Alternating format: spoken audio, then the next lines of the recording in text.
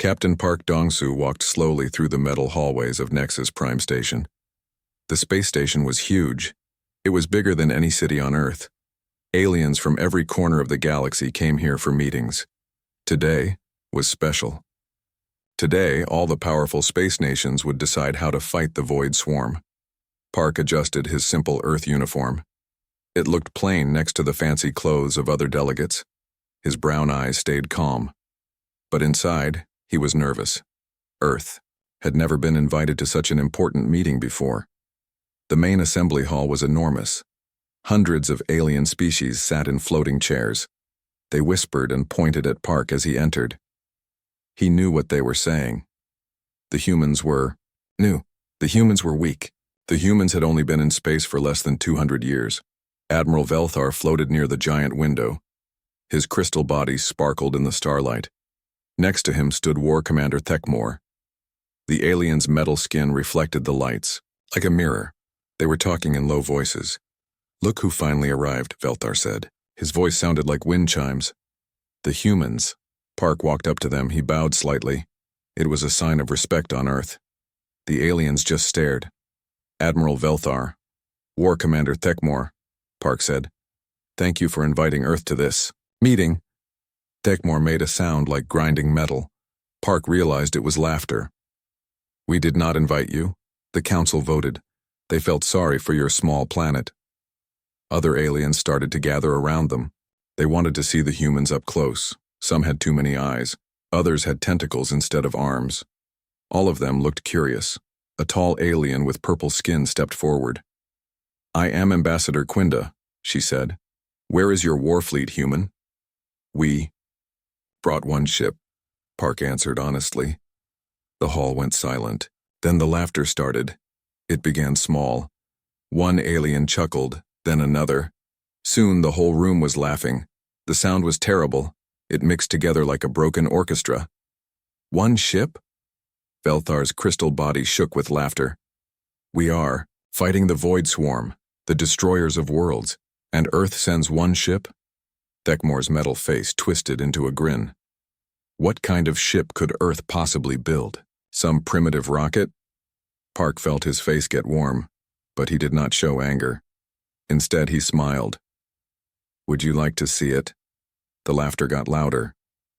Someone shouted, "Yes, show us this mighty Earth vessel." Admiral Velthar pressed a button. The wall became a giant screen. It showed the space around Nexus Prime Station. Ships floated everywhere. The crystalline hegemony had brought their diamond-shaped warships. Each one was 5 kilometers long. They glowed with inner light. The Titanium Fleet's ships were different. They looked like metal fortresses. Weapons stuck out from every surface. Their hulls could withstand the explosion of a star. "There," Thekmor pointed, "the human ship." A small dot appeared on the screen. As the camera zoomed in, the aliens started laughing again. The human ship looked like someone had glued broken pieces together.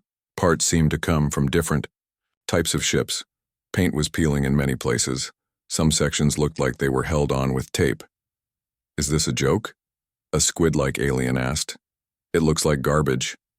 "No," another alien said. "It looks like garbage that has been in an accident." Park watched his ship on the screen. To the aliens, it looked terrible. But he knew better. Engineer Kim Soo-jin had built something special. She had used every trick she knew. But the aliens could not see past the surface. "What weapons does it have?" Velthar asked. "Basic ones," Park replied. "Shields? Basic ones? Speed? Fast enough." The Admiral's crystal body flashed bright colors. This was how his people showed strong emotions. "Basic? This is not a time for basic. The Void Swarm has destroyed entire star systems. They have weapons that can tear apart planets, and you bring that?" War Commander Thekmor leaned close to Park. His metal face was angry. "How many crew does this ship have?" "4, Park said. "4? A gasp went through the crowd. "Our smallest ships have 500 crew." "4 is enough for us," Park said calmly. On the screen, the camera showed more details of Earth's ship. The hull was covered in patches. Some parts clearly came from military ships. Others looked like they came from space stations. A few pieces even looked like they came from destroyed alien ships. "This is insulting," an alien with too many teeth said. "The Council should send the humans home." "No," Velthar said. "Let them come. They can watch from the back. Maybe they will learn something before they die." The meeting continued. Each species showed their fleets. The crystalline hegemony had 50 dreadnoughts. The titanium fleet brought 100 warships. The gas cloud collective sent their living ships. Each fleet was massive and powerful. When it was Earth's turn, Park stood up. "Earth offers 1 ship and 4 crew. We are ready to fight." The laughter started again, but this time it was mean. The aliens were not just amused. They were offended.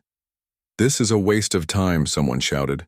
"The humans will run at the first sign of danger," another said.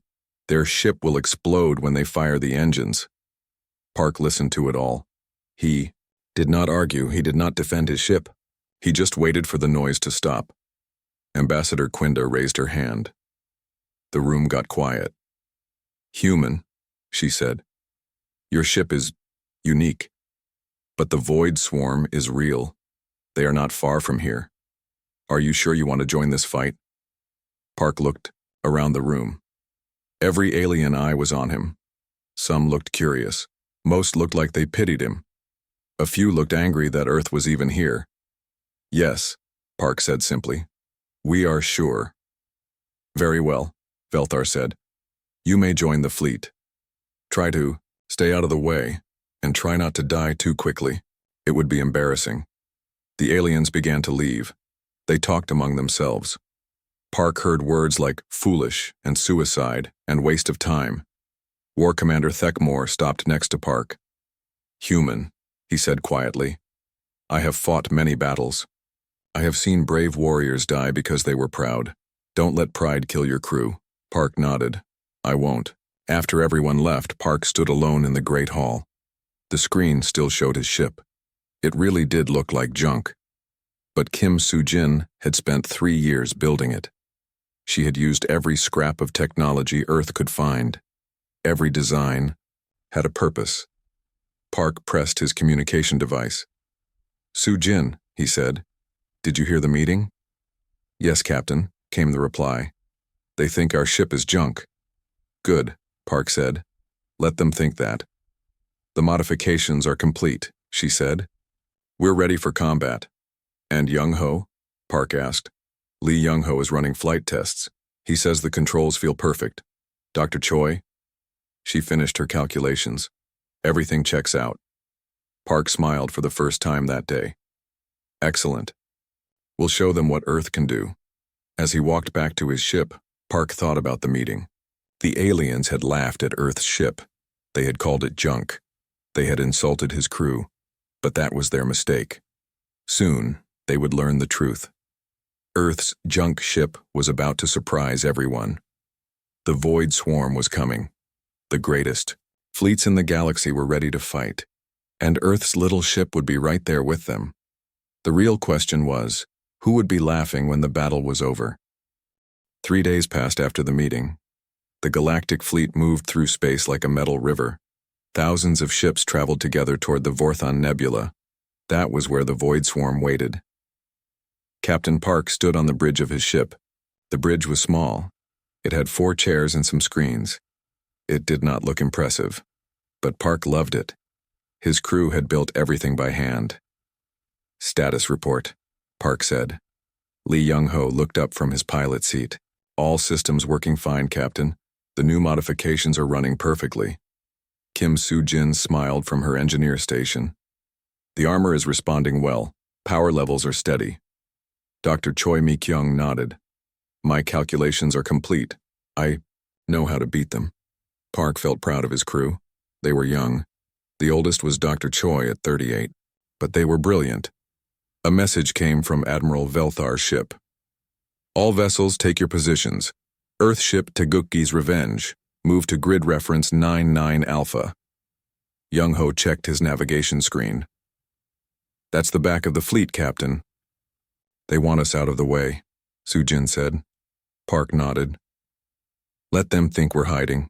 It will help us later." The Earth ship moved slowly to the rear. It passed the great warships of other species. The crystalline ships glowed like giant diamonds. The titanium fleet ships looked like metal mountains with guns. As they passed, other crew members stared at them. Some pointed and laughed. Others shook their heads with pity.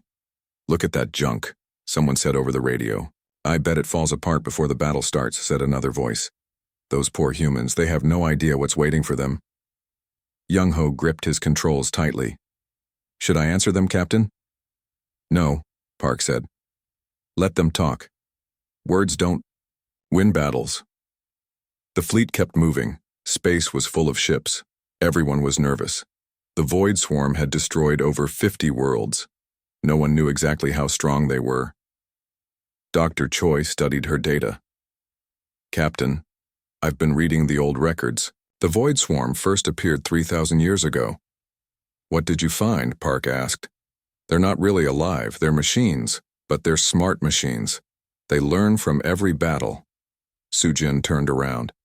"That's why the regular weapons don't work on them, they adapt too fast." "Exactly," Dr. Choi said. "But I found something interesting. They have trouble adapting to completely new ideas." On the main screen, space started to change. The Vorthon Nebula appeared ahead. It was a cloud of purple and gold gas. It looked beautiful, but inside it, danger waited. "All ships," Admiral Velthar's voice came over the radio. "Prepare for combat. The Void Swarm has been detected at the nebula's edge." Park's crew became busy. They checked their weapons. They tested their systems. Everything was ready. "Captain," Sujin said, "should I activate the hidden systems?" "Not yet," Park replied. "Let them see us as junk a little longer." The first Void Swarm ships appeared. They looked wrong. They had no clear shape.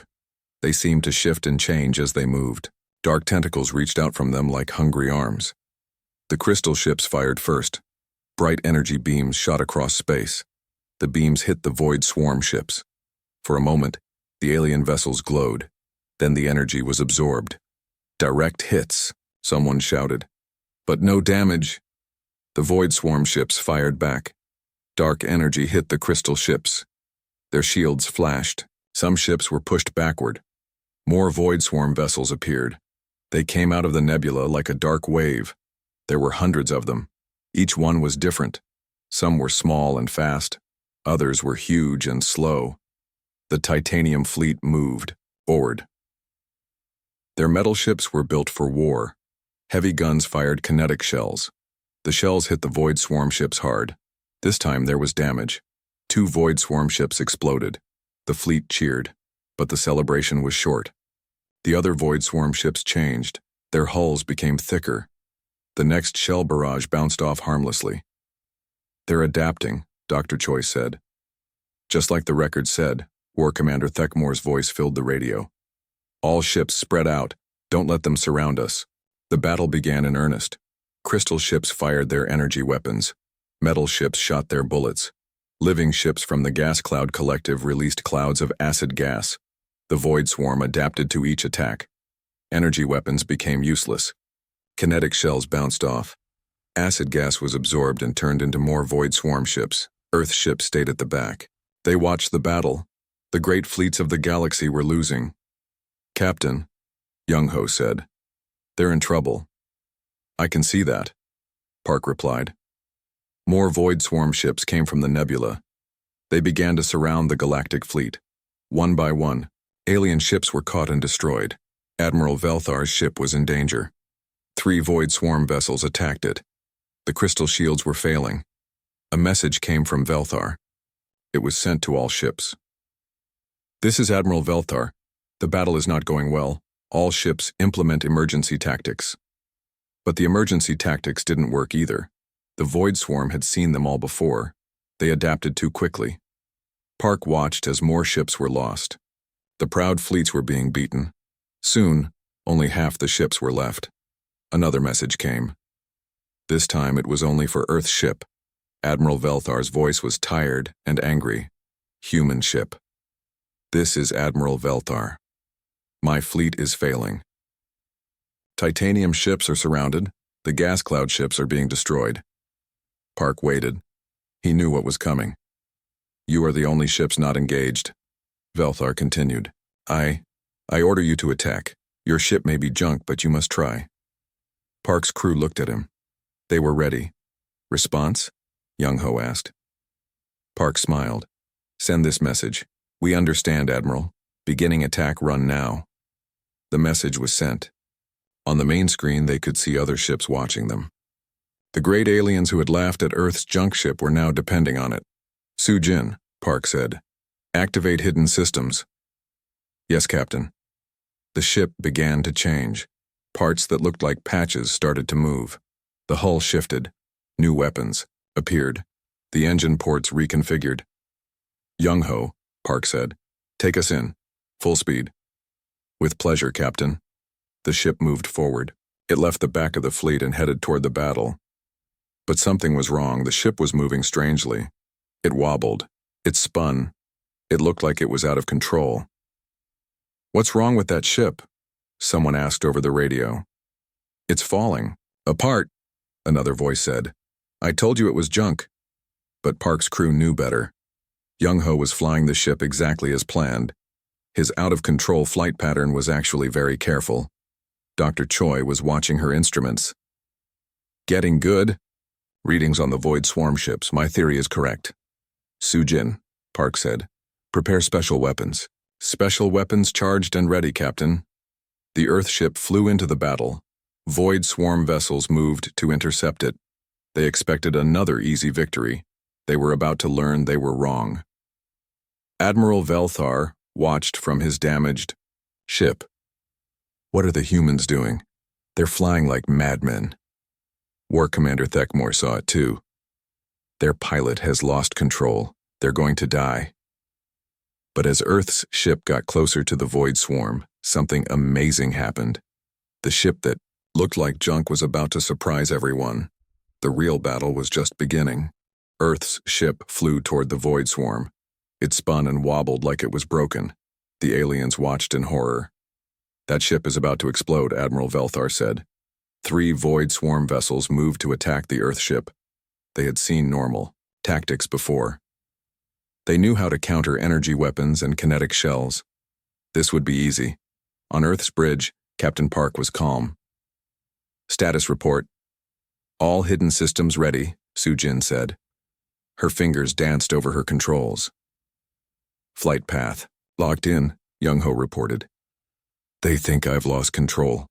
Dr. Choi smiled at her screens. The Void Swarm is moving exactly as I predicted. Good, Park said. Execute protocol, Scrap Dragon. The Earth ship suddenly changed. What looked like broken patches on the hull began to move. They slid apart like puzzle pieces. The ship was transforming. The rear section split off. It became a fast attack fighter. Young Ho was now piloting just the front part. The split-off section had its own pilot, a simple computer program. The middle section opened like a flower. Inside were weapons unlike anything the aliens had seen. They didn't glow like energy weapons. They didn't look like normal guns. What is that? War Commander Thekmore whispered. The Earth ship, now 3 separate pieces, attacked the Void Swarm. Young Ho flew the main section in a crazy pattern. He spun the ship left, then right, then upside down. The Void Swarm couldn't predict where he would go next. Lock on impossible, one Void Swarm ship transmitted. Target moves without logic. The first Earth weapon fired. It wasn't an energy beam. It wasn't bullets. It was something else entirely. A small device shot out. It hit the Void Swarm ship and stuck to it. For a second, nothing happened. Then the device exploded. But it wasn't a normal explosion. The Void Swarm ship started to glow. Its hull became hot. Very hot. The ship began to melt. Controlled fusion. Device, Dr. Choi explained over the radio. Like a tiny star attached to their hull, the aliens were amazed. It's working, someone shouted. But the Void Swarm adapted quickly. Their ships grew thicker hulls. The fusion devices stopped sticking. As expected, Park said calmly. Su-Jin, next weapon. The ship launched something different this time. It looked like a net made of light. The net wrapped around a Void Swarm ship. The enemy ship tried to break free, but every time it touched the net, parts of the ship disappeared. Molecular disruptor web, Sujin explained. It takes apart their hull atom by atom. More void swarm. Ships joined the fight. They fired dark energy at Earth's ship. Young-ho spun out of the way. I can't hit them, one void swarm ship said. Pattern unknown, another replied. Cannot predict movement. Young-ho laughed. That's because I have no pattern. I just fly wherever I want. The detached rear section attacked from behind. It fired rapid bursts of small projectiles. These weren't normal bullets. They were chunks of earth metal. When they hit, they didn't bounce off. They stuck to the void swarm hulls. What are those? Admiral Velthar asked. Scrap metal, Dr. Choi answered. From old Earth cars, buildings, and ships. The void swarm has never seen them before. The scrap metal had tiny computers inside. Once attached, they began to work. They created electronic noise. The void swarm ships couldn't think clearly. One by one, Earth's weapons confused the enemy. The void swarm tried to adapt. But each new weapon was different. Each one used ideas they hadn't seen before. The middle section opened fully. Inside was Dr. Choi's greatest invention. It looked like a giant speaker. Transmitting now, she said. The device sent out waves of sound and light, but these weren't random. They were Earth music, rock and roll, hip-hop, classical music, all mixed together in chaos. The void swarm ships shuddered. Their computer minds couldn't process the random patterns. They had never encountered art before. Beauty confused them. They're slowing down, Young-ho noticed. Music disrupts their thought patterns, Dr. Choi explained. They're machines. They think in logic. Music is emotion. The battle was turning. Earth's 3 ship sections worked together like a dance. They spun around the void swarm ships. Each section attacked differently. Young-ho fired spike balls filled with Earth's strongest coffee. When they hit, they released caffeine gas. The void swarm ships began moving too fast. They crashed into each other. The rear section shot sticky foam at enemy weapons. The foam was made from old chewing gum. It gummed up the void swarm systems. The middle section played more music. Now it included Earth comedy shows. The combination of jokes and music made the enemy ships erratic. This is impossible. A void swarm ship transmitted. How do we fight chaos? You don't, Captain Park said. You join the dance. Admiral Velthar watched in disbelief. The ship he had mocked was winning. How? He whispered. Park opened a channel to all ships. Admiral, the secret is simple. You fight order with order. We fight order with chaos. The void swarm sent more ships. They were bigger and darker. But Earth's ship had more surprises. Sujin activated the last hidden weapon. The ship's hull opened in hundreds of places. Out came flying metal pieces. They looked like butterflies made of steel. The butterfly drones swarmed the void swarm ships. Each one had a different job. Some sprayed paint to block sensors. Others played music to confuse computers. A few shot tiny rubber balls that bounced around inside enemy ships. What is happening to our systems? The void swarm asked. Chaos, Park replied. Beautiful, creative chaos. The Earth ship transformed, again. The 3 sections came back together, but now they connected differently. The ship looked like a dragon made of scrap metal. Young-ho flew the dragon ship in loops and spirals.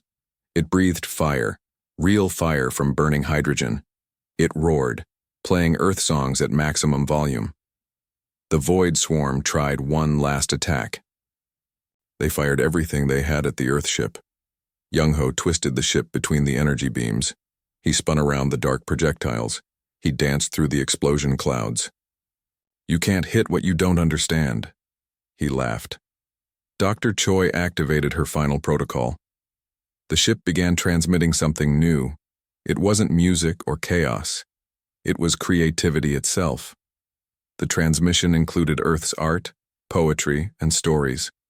It had pictures of sunsets and children playing. It contained the sound of rain and the sight of flowers. The void swarm ship stopped moving.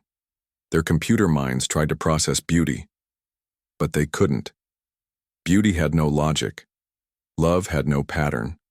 Hope had no formula. One by one. The void swarm, ships powered down, they floating in space, confused and quiet. Target eliminated? One void swarm ship asked. Negative, another replied. Target transformed us. The battle was over. The Earth ship had won. But it wasn't through destruction. It was through something the void swarm had never experienced. Wonder. The Galactic fleet watched in silence. The ship they had called junk had done the impossible. It had beaten the enemy by being creatively unpredictable. Admiral Velthar opened a channel. His voice was full of respect. Earth ship Taigukgi's revenge. We owe you an apology, Captain. Park smiled. No apology needed, Admiral. We're all on the same side. The alien ships began to move closer. They wanted to see the Earth ship up close. They wanted to understand how junk had become victory. As they approached, the Earth ship transformed one more time. The dragon shape folded away. Now it looked like what it really was, a ship built from love, creativity, and hope. Park looked at his crew. Sujin was grinning. Young Ho was laughing. Dr. Choi was already planning new inventions. Good work, everyone, Park said. Now let's go home. The Earth ship had shown the galaxy something new. Sometimes the best weapon isn't strength or technology. Sometimes it's the courage to be different. The void swarm was defeated. But more importantly, they had learned something. Beauty and chaos could exist together. Logic and emotion could work as one. As the fleet headed home, everyone had one thought. Never underestimate the humans again. The battle was over. The void swarm ships floated quietly in space. They were not destroyed. They were changed. For the first time in 3,000 years, they had experienced something beyond logic. The Galactic fleet moved closer to Earth's ship. Everyone wanted to see the vessel that had done the impossible. The ship that they had called junk had saved them all. Admiral Velthar's crystal form glowed bright blue. This was how his people showed deep emotion. Captain Park, he said over the radio. My ship is badly damaged, but I must come aboard your vessel. You are welcome, Park replied. War Commander Thekmore's metal voice crackled. I too request permission to board. I must understand how this victory was achieved. Soon, shuttles were coming from every fleet. The leaders of the galaxy wanted to meet the humans face to face. Captain Park met them in the small cargo bay. It was the only room big enough for so many different aliens. Some floated. Others walked on metal legs. A few were just clouds of colored gas. Admiral Velthar bowed deeply. His crystal body touched the floor. Captain Park, I was wrong. I insulted your ship. I insulted your crew. I am sorry. War Commander Thekmore's metal body also bowed. We called your ship garbage. We laughed at your crew. We were fools. Ambassador Quinda stepped forward. Her purple skin was darker than before. On behalf of the Galactic Council, I formally apologize. We judged by appearance, not ability. Park smiled. Thank you, but we understand. Sometimes things look different than they are. Dr. Choi entered the room. She carried a data tablet. Many aliens stared at her. She looked so young to have created such amazing weapons. I have been studying the void swarm ships, she said. They are not hostile anymore, they are curious. Curious? Velthar asked. Yes. We showed them beauty and chaos. They want to understand these concepts. I believe they may become allies instead of enemies. The aliens looked amazed. One war had ended. A new friendship might begin. Engineer Kim, Sujin joined them. Her hands were dirty from working. The ship repairs are complete. All systems are working perfectly. An alien with tentacles pointed at her. You built this ship? How did you make it transform? Sujin smiled proudly. I used ideas from everywhere. Some parts came from old Earth factories, some from crashed alien ships. I studied how nature works. Many Earth animals can change shape. But how did you hide it? Asked a floating, jellyfish-like being. Humans are good at pretending. Sujin laughed. We make movies about fake things. We tell stories that aren't real, so we made our ship look fake too. Pilot Lee Young-ho walked in. His flight suit was soaked with sweat. He had a big smile on his face. Young-ho, War Commander Thekmore said. Your flying was impossible. How did you move like that? Young-ho shrugged. I played video games as a kid. Earth games teach you to think fast, to change direction quickly, to try crazy things. But there was no pattern to your flight, said Admiral Velthar. Exactly, Young-ho said. No pattern means no prediction. If I don't know what I'm doing next, how can the enemy? The aliens talked among themselves. They spoke in many different languages, but they all said the same thing. The humans were different. Captain Park raised his hand for quiet. We want to thank you for accepting us. Today we all fought together. Today we all won. Ambassador Quinda nodded. The Galactic Council will vote soon, but I believe Earth will be recognized as a major power. More than that, said Admiral Velthar. We want to learn from you. How do we fight with chaos instead of order? How do we use creativity as a weapon? Asked Thekmore. Dr. Choi answered. First, you must understand. For humans, chaos is not the opposite of order. They work together, like music and silence, like color and shadow. An alien child floated forward. Its species looked like glowing butterflies. Can you teach us to paint? It asked. Dr. Choi knelt down. Of course, art is for everyone. The adults looked shocked. Their children wanted to learn human ways. Park's communication device beeped. A message was coming from Earth. He played it for everyone to hear. Captain Park, this is Earth Command. We have been monitoring the battle. The whole planet is proud. You have shown the galaxy that humans belong among the stars. The aliens listened carefully. Then Velthar spoke. Earth Command, this is Admiral Velthar of the Crystalline Hegemony. Your Captain Park and his crew have saved our fleets. They have taught us new ways to think. Earth is welcome in the Galactic Council.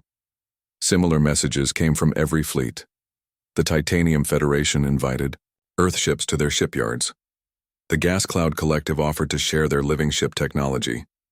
Even the mysterious deep space nomads sent greeting songs. Over the next few hours, the fleet studied the Void Swarm. Dr. Choi was right. The machines were changing. They began sending simple messages. What is beauty? One message asked. Why? Music makes feeling? Asked another. How? Create instead of destroy. Dr. Choi worked with scientists from every species. Together they started teaching the Void Swarm about life beyond logic. Meanwhile, Sujin found herself surrounded by engineers. They wanted to know every detail about the transforming ship. The metal is not special, she explained. The secret is in the connections. Everything must work together. But how do you plan for chaos? Asked a titanium engineer. You don't plan chaos, Sujin said. You plan for chaos. You build things that can change when needed. Young-ho was teaching pilots about creative flying. Don't think about where you're going, he said. Feel where you need to be. The aliens tried his techniques. Most crashed into practice targets. But a few began to understand. As time passed, the fleet became a learning center. Humans taught chaos and creativity. Aliens shared their advanced technology. The Void Swarm asked questions about everything. Captain Park stood on his bridge, watching it all. His simple plan had worked. Earth's junk ship had opened the door to something bigger. Captain, Dr. Choi said, joining him. The Void Swarm wants to send representatives to Earth. They want to see our planet. And the other species? Park asked.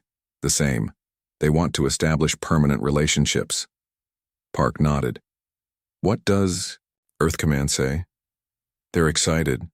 We're building a new starport specifically for alien visitors. 6 months later, Captain Park stood on the observation deck of Nexus Prime Station, the same place where aliens had laughed at his ship. Now the view was different. Human ships flew alongside crystal vessels and metal battleships. The ships were painted with both human and alien designs. They were beautiful. The Void Swarm had become the Void Explorers. They traveled the galaxy, studying art and music. Former destroyers had become students. Admiral Velthar approached Park. "Captain, the Galactic Council has a request." "What is it?" Park asked. "We want you to lead a new organization, the Creative Defense Corps. Ships from every species, using human and alien ideas together." Park smiled. "I accept, but I have conditions." "Name them." "My crew stays together, and our ship stays exactly as it is." Velthar's crystal body flashed with amusement. "Your junk ship?" "Our perfect ship," Park corrected. In the distance, Earth's ship floated quietly. It still looked like it was held together with tape and hope, but now everyone knew better. On the ship's hull, someone had painted new words in many languages. In English, they read, "Not all treasure looks like gold." Young Ho was giving flying lessons to a young crystal being. "Remember," he said, "the best move is the one nobody expects." Su Jin was designing new ships with engineers from 12 different species. Their plans mixed human creativity with alien science. Dr. Choi was working with the Void Explorers. They were composing symphony music together, art created by machines and minds working as one. Captain Park watched his crew with pride. They had come to this station as unknowns. They were leaving as teachers and friends. The galaxy was a different place now. The strong no longer just used force. The logical now embraced chaos. The orderly had learned to dance, and at the center of it all was Earth's junk ship. The vessel that proved the most dangerous weapon in the universe was an open mind. As the new Creative Defense Corps prepared for its first mission, Captain Park made an announcement to all ships. "Today we learned something important. True strength doesn't come from perfect technology. It comes from perfect teamwork. We are all different. That's what makes us strong." The fleet moved out into space. Human, crystal, metal, gas, and former void ships flew together. They were no longer separate fleets. They were one force. But more than that, they were family. Behind them, the stars shone a little brighter. The galaxy had learned to mix order with chaos, logic with creativity, strength with beauty. Earth's junk ship had taught them the most valuable lesson of all. The best solutions often come from the most unlikely places. And, sometimes, the ship that looks like garbage is actually the treasure the universe was waiting for.